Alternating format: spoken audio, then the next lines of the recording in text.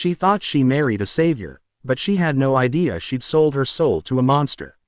Watch till the end. Her one decision will break your heart and heal it again.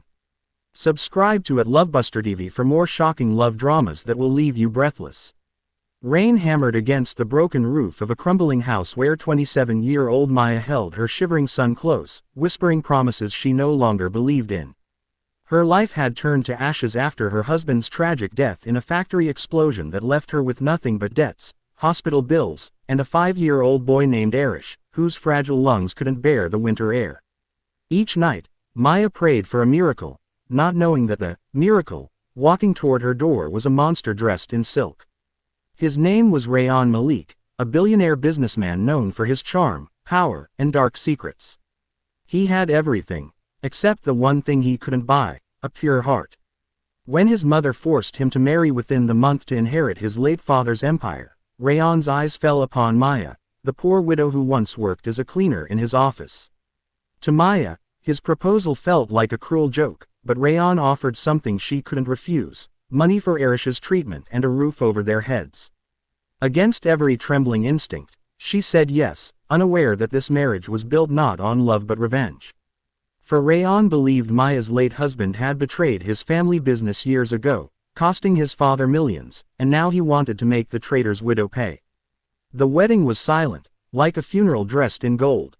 Maya's white dress shimmered, but her eyes were hollow. In the grand Malik mansion, she was treated like a servant by Rayan's cold-hearted stepmother, Razia, and mocked by his socialite fiancée Sarah, who couldn't accept being replaced by a widow with a child. Every morning, Maya woke to humiliation and every night to loneliness, but her only reason to stay was her son. Arish's laughter was her strength, his innocence the only warmth in her cold world. Yet strange things began happening around the mansion: whispers in the hallways, torn photographs, and a locked room Rayan never let anyone enter. One night, Maya heard faint cries from behind that locked door. When she tried to open it, Rayan appeared, eyes blazing, and warned her never to cross that line again. But Maya's fear turned to curiosity, and curiosity into courage. She started uncovering pieces of a puzzle Rayan had buried for years: a woman's old diary hidden inside the fireplace, hospital receipts, and a letter addressed to Rayan's late father, all pointing toward a secret that could destroy the Malik empire. Days turned darker as Rayan's cruelty grew. He insulted Maya in front of guests, refused to let her touch her own son without permission, and accused her of stealing family jewelry. Yet behind his fury, Maya sometimes caught glimpses of pain: the way his hand trembled when he saw Arish coughing, or how his eyes softened when she cried silently. She began to realize that the monster had once been a man broken by lies. One night, as thunder cracked across the sky, Rayan staggered into the house drunk, muttering his father's name. When Maya tried to help him, he pushed her away, but then broke down, confessing that his father's suicide had been caused by betrayal from a friend who stole company funds. That friend was Maya's late husband, or so he believed. Heart pounding, Maya decided to prove her husband's innocence. With the help of Ayan, a loyal old servant who once worked for Rayan's father, she uncovered CCTV footage, old contracts, and secret documents showing that the real culprit was Razia, Rayan's stepmother. Razia had manipulated the accounts, framing Maya's husband to gain control of the Malik inheritance. When Maya presented the truth to Rayan, he refused to believe her, his heart too blinded by hate. But the truth had a way of revealing itself. One evening, while Maya was praying, Razia tried to poison her tea. Little Arish accidentally drank it instead. In that terrifying moment, Rayan's world shattered. He rushed Arish to the hospital, staying by Maya's side all night as she screamed and begged for her son's life. Doctors said Arish had only hours left. It was then Maya looked at Rayan and whispered, "If you have any mercy left, pray with me." That night, for the first time, the monster fell to his knees beside the woman he'd destroyed. When dawn broke, a miracle happened: Arish survived.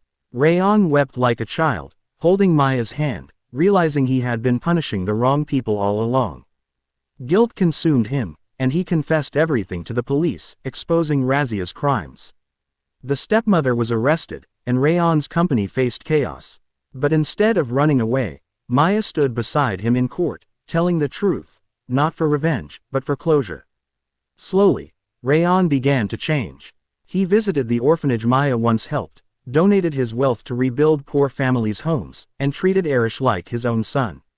Yet despite his transformation, Maya couldn't forget the nights of cruelty, the bruises, the tears. When Rayan confessed his love, she said softly, "Love isn't about who changes, it's about who heals." Months later, Maya left the mansion with Arish, moving to a small seaside town where peace replaced pain. She opened a tiny clinic for poor mothers, teaching them that survival wasn't shameful, it was strength. Every evening, she looked at the horizon and whispered, "We made it." One day, a stranger appeared at the clinic with a donation envelope. It was Rayan, thinner, humbler, but with genuine kindness in his eyes. He said, "I came to return what I stole, your peace." Maya smiled sadly and replied, "You can't return peace. You can only protect it." He left quietly, never forcing his presence again. Years passed. Arish grew healthy, his laughter echoing through the same walls that once held their cries. On his 10th birthday, Maya received a letter from a lawyer. Rayan had died saving children from a fire at one of his charity homes. Inside the letter was a note in Rayan's handwriting, "You taught me what love means. I wanted to die as the man you believed I could be." Tears blurred her vision as she realized the monster she once feared had died a hero. She lit a candle, whispered a prayer, and forgave him. The wind that night carried the scent of rain, the same rain that once fell on their broken roof, now washing away years of pain. Maya held Arish close and said, "We don't need a miracle anymore, my love.